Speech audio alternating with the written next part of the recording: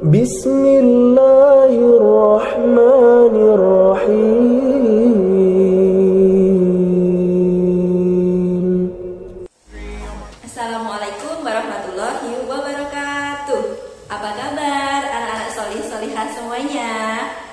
Tetap sehat kan? Tetap semangat dong. Nah, alhamdulillah kita bersyukur pada Allah Subhanahu wa taala karena masih diberi nikmat sehat sehingga kita masih dapat belajar walau di tengah berbagai keterbatasan ini. Sebelum kita mulai belajar, kita bersama-sama membaca basmalah yuk. Bismillahirrahmanirrahim.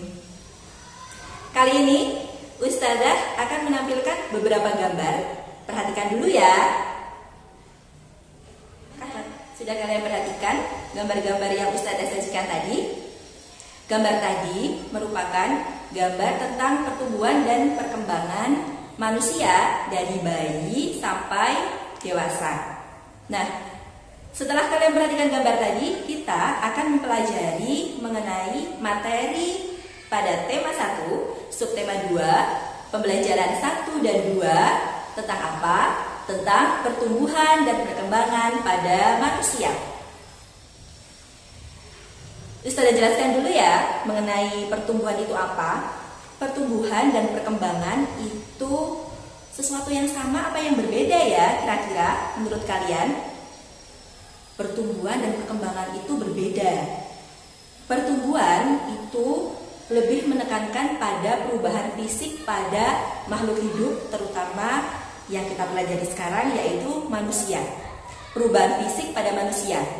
Perubahan fisik itu apa sih? Perubahan fisik itu perubahan bentuk badan, ukuran badan, tinggi badan, dan segalanya.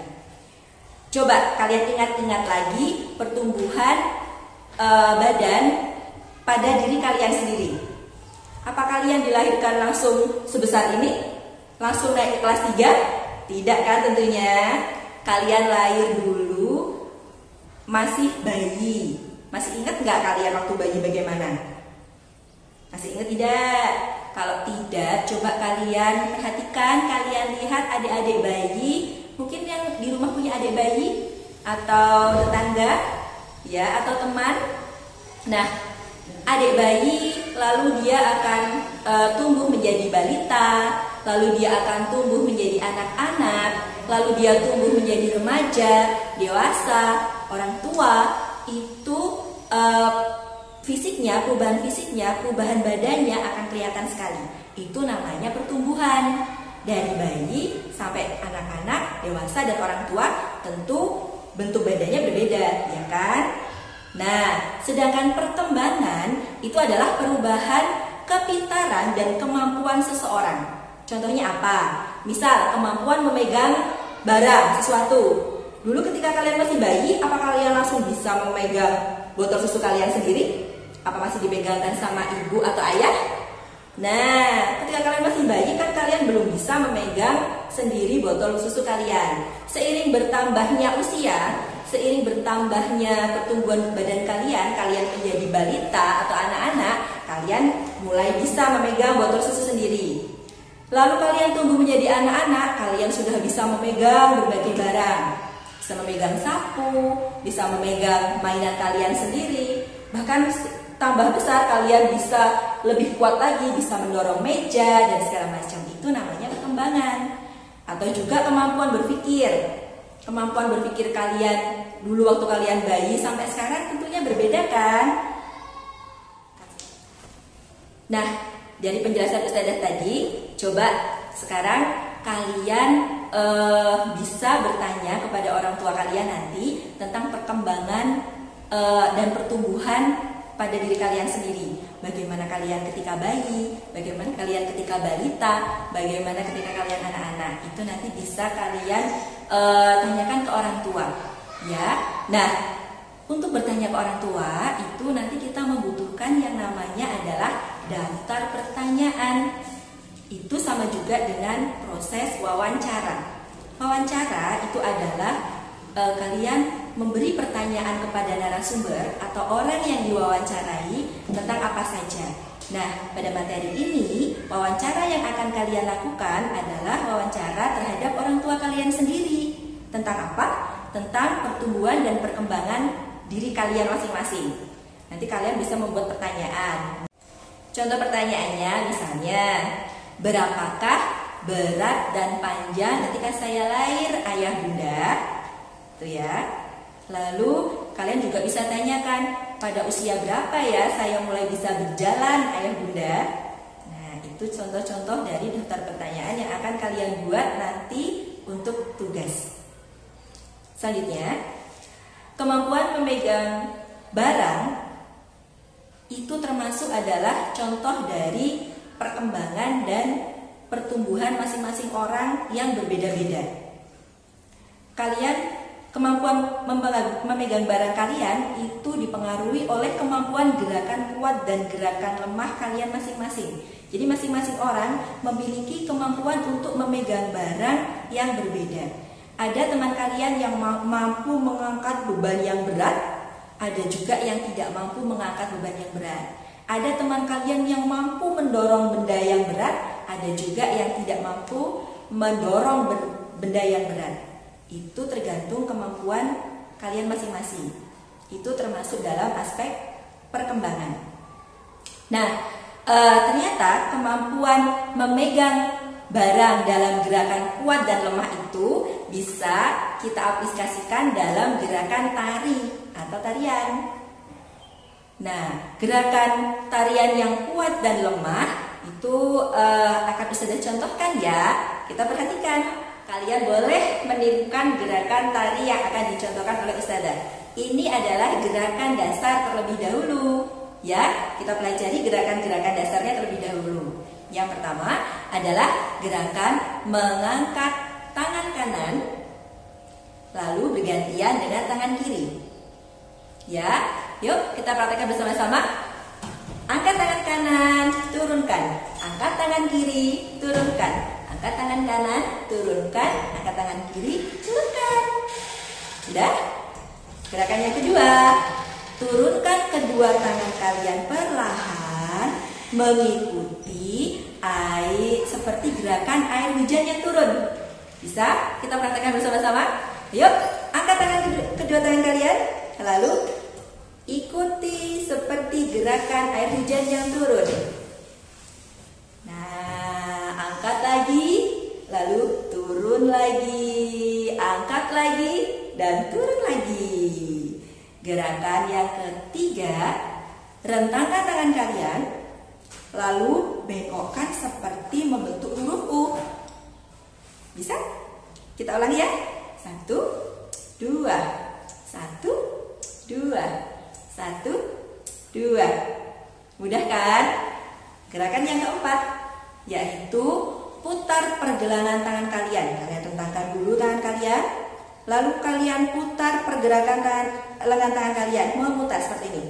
1, 2, 1, 2. Bisa dicontohkan? Ayo kita ulangi bersama-sama. 1, 2, 1, 2. Mudah kan? Gerakan yang kelima, yaitu kalian letakkan tangan kalian ke depan, ya. Lalu bentuk telapak tangan kalian seperti ini, berhadap-hadapan. Lalu dibelokkan ke arah yang sebaliknya. Bisa? Yuk kita bersama-sama ya. 1, 2, 1, 2, 1, 2. Mudah? Gerakan yang terakhir adalah gerakan tepuk tangan. Tepuk tangannya ini dari gerakan yang terlemah sampai yang terkuat.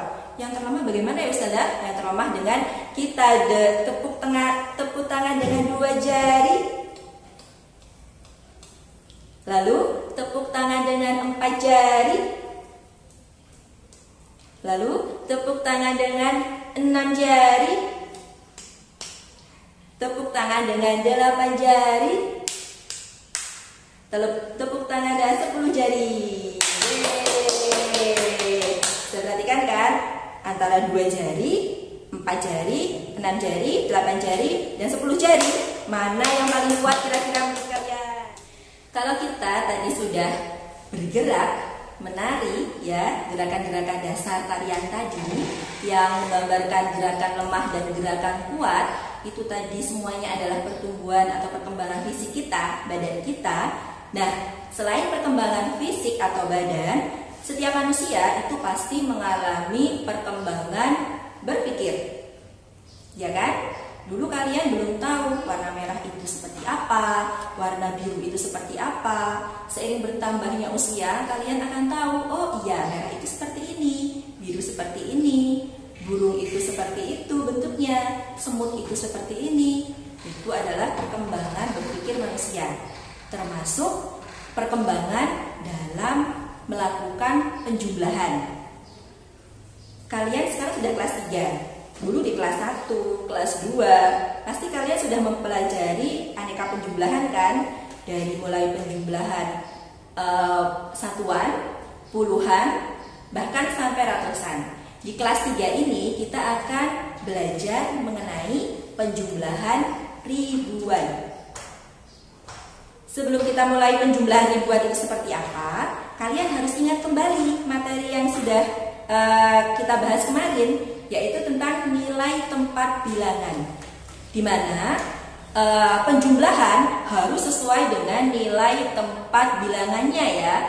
Jika ribuan harus dijumlahkan dengan ribuan, jika ratusan harus dijumlahkan dengan ratusan, jika puluhan harus dijumlahkan dengan puluhan, satuan harus dijumlahkan dengan satuan. Tidak boleh saling bertukar.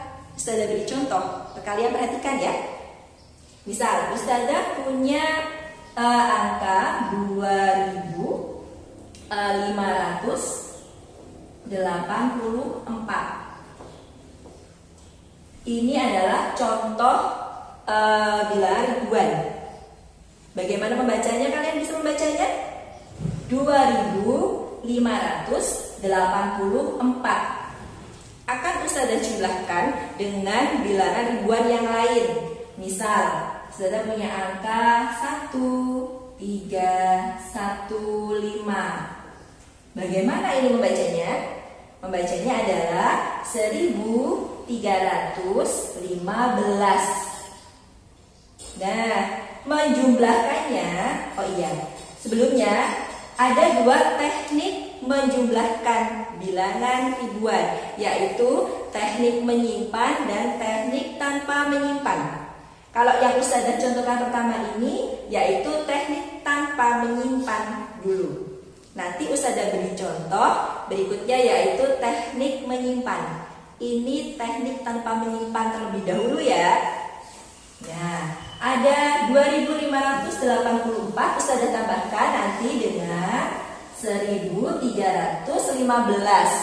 Ini harus diurutkan. Diurutkan bagaimana? Ingat lagi dengan nilai tempatnya. Ini 2 ini adalah ribuan. 2000. Ya, harus ditambahkan dengan ribuan juga, yaitu di sini 1000. Ratusan. Di sini angkanya 5, ini adalah 500. Ditambahkan dengan 300, ratusan juga. Lalu ada puluhan. Ustazah punya 80, ditambah dengan 1 atau 10. Lalu satuan 4 ditambah dengan 5. Jadi tidak boleh bertukar tempat ya. Yang ribuan harus dengan ribuan, lalu yang ratusan harus dengan ratusan, yang puluhan dengan puluhan, dan yang satuan dengan satuan. Nah, kita tambahkan bersama-sama. 4 ditambah 5, kira-kira hasilnya berapa? Ada yang tahu? Betul sekali, 9. Lalu 8 ditambah 1, kira-kira berapa hasilnya? 9 lagi, betul. 5 ditambah 3, berapakah itu? Berapa?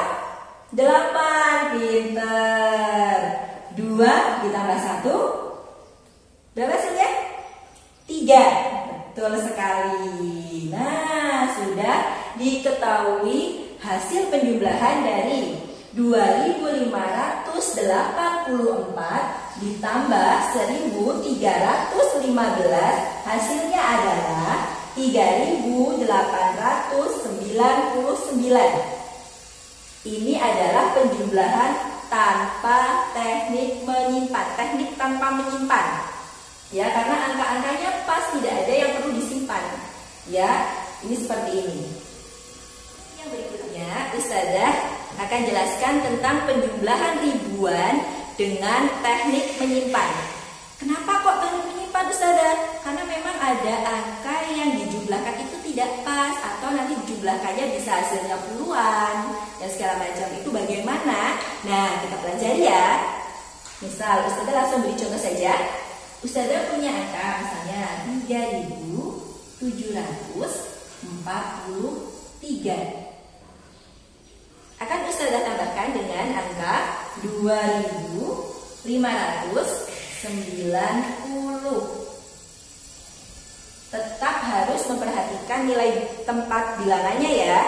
Ribuan dengan ribuan, ratusan dengan ratusan, puluhan dengan puluhan, satuan tetap harus dengan satuan. Ya. Nah, sekarang kita mulai penjumlahannya bagaimana? Yang pertama, kita jumlahkan satuannya dulu, yang paling belakang. Ingat, penjumlahan harus dari bilangan yang paling kecil, yaitu satuan. Ya, berarti dari belakang. 3 ditambah 0, kira-kira berapa? 3 ditambah 0 adalah 3. Betul? Sekarang 4 ditambah 9. Ayo kita hitung bareng-bareng. 4 ditambah 9, kira-kira berapa itu hasilnya ya? Kira-kira hasilnya tetap satuan atau puluhan ya? Coba kalian hitung. 4 ditambah 9 adalah berapa hasilnya? Betul sekali, 13. Nah, kalau 13 lalu menulisnya bagaimana, Ustazah? Kalau satuan kan gampang, langsung tulis 3. Sedangkan kalau 4 ditambah 9 itu hasilnya 13. 13 itu angkanya 1 dan 3. Ya, yang akan kita tuliskan di hasilnya adalah angka satuannya yang belakang. Kita tuliskan angka 3-nya di sini, 3. Lalu satunya bagaimana, Ustazah? Satunya kita simpan. Kita simpan di atas angka 7 atau di atas angka ratusan. Ya, kita simpan di sini 1. Lalu bagaimana, Ustazah? Lalu kita jumlahkan. Kita jumlahkan 1 ditambah 7 ada berapa? 8. Pinter. Lalu setelah 8 ditambah 5. 8 tambah 5 kira-kira berapa ya? Berapa? 13. Pinter. Oh, 13 lagi, Ustazah. Iya. 1 ditambah 7 itu 8. 8 ditambah 5 13. Berarti ditulisnya sama seperti tadi, yaitu ditulis 3. Satunya bagaimana, Ustazah? Satunya kita simpan lagi di sini.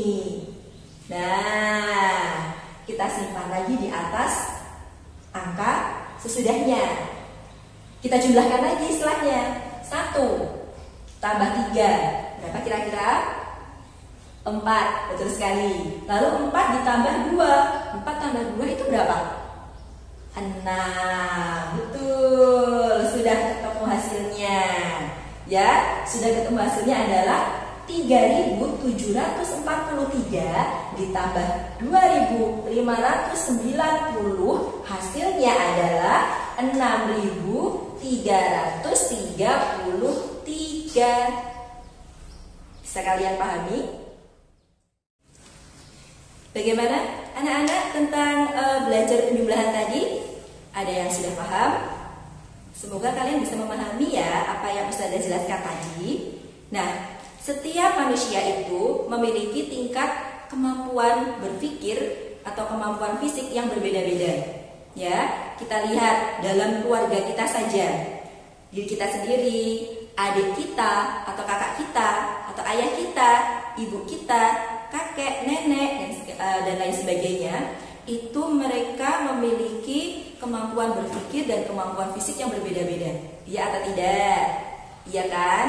Nah, misalnya kalian suka atau tertarik terhadap bidang apa. Misal kalian suka misalnya ada yang suka menggambar, ada yang suka bernyanyi, ada yang suka membaca cerita, ya. Sedangkan adik kalian atau kakak kalian memiliki kemampuan yang berbeda lagi. Lalu bagaimana kira-kira menghargai perbedaan itu? Untuk menghargai perbedaan itu kita harus tetap menghargai perbedaan, tidak boleh kita menjelek-jelekan atau melemahkan satu sama lain. Ya, itu bekal kita untuk bisa bersosialisasi atau bekal kita nanti berinteraksi dengan orang lain di masyarakat. Itu baru lingkungan keluarga. Lalu bagaimana dengan lingkungan teman kalian, misalnya di kelas atau di sekolah? Tentunya dalam satu kelas itu memiliki kemampuan yang berbeda-beda kan? Ada yang pintar matematika, ada yang pintar bahasa Indonesia, ada yang lebih pintar menari dan segala macam. Itu kita harus tetap menghargai perbedaan itu. Ya, menghargai perbedaan itu menghargai perbedaan setiap manusia itu salah satu bentuk dari pengamalan Pancasila. Pancasila kira-kira Pancasila sila keberapa ya? Menghargai perbedaan itu adalah pengamalan Pancasila sila kedua. Ada yang tahu bunyi sila kedua Pancasila bagaimana? Ada yang tahu? Ada? Pancasila sila kedua berbunyi adalah kemanusiaan yang adil dan beradab. Ya, jadi kita harus bisa memperlakukan sesama manusia dengan adil dan beradab. Dengan cara apa? Salah satunya dengan tidak membedakan atau menghargai perbedaan yang ada. Dengan menghargai setiap kemampuan yang kita miliki memang berbeda dengan orang lain. Nah, itu harus kita hargai masing-masing kemampuan itu. Ya, dan lalu tujuannya apa? Tujuannya agar bisa saling tolong-menolong. Misal, teman kalian ada yang suka matematika, tetapi tidak begitu pintar di pelajaran bahasa Indonesia misalnya.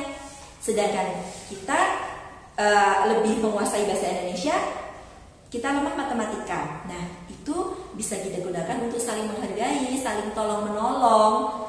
Bukan tolong-menolong untuk contek-contekan ya, bukan ya, tapi tolong-menolong dalam belajar bersama. Itu seperti itu.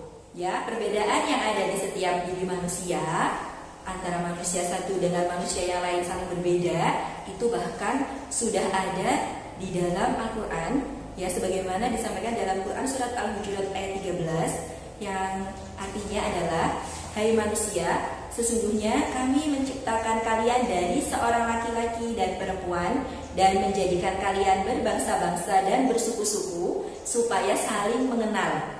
Sesungguhnya orang yang paling mulia di antara kalian di sisi Allah adalah orang yang paling bertakwa. Sesungguhnya Allah Maha mengetahui lagi Maha mengenal.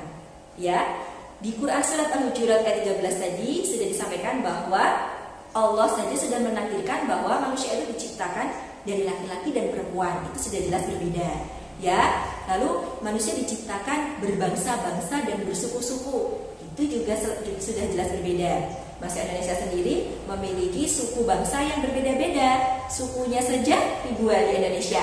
Ada suku Jawa, suku Batak, suku Padang, dan lain sebagainya. Untuk apa? Dalam Quran surat Al-Hujurat tadi untuk saling mengenal, bukan untuk saling bermusuhan, bukan untuk saling hidup tidak berdampingan, tetapi untuk saling mengenal. Untuk saling mengenal berarti hidup berdampingan dan damai. Itu sudah tercantum dalam Pancasila, yaitu di sila kedua. Ya, tetap menghargai perbedaan, baik di lingkungan keluarga maupun di lingkungan sekolah ataupun di lingkungan masyarakat. Untuk mencapai apa? Kerukunan. Nah, itu saja ya anak-anak, kira-kira video pembelajaran Ustazah kali ini. Semoga kita masih bisa bertemu lagi di video pembelajaran berikutnya. Terima kasih. Assalamualaikum warahmatullahi wabarakatuh. I should fuck her in a Benz.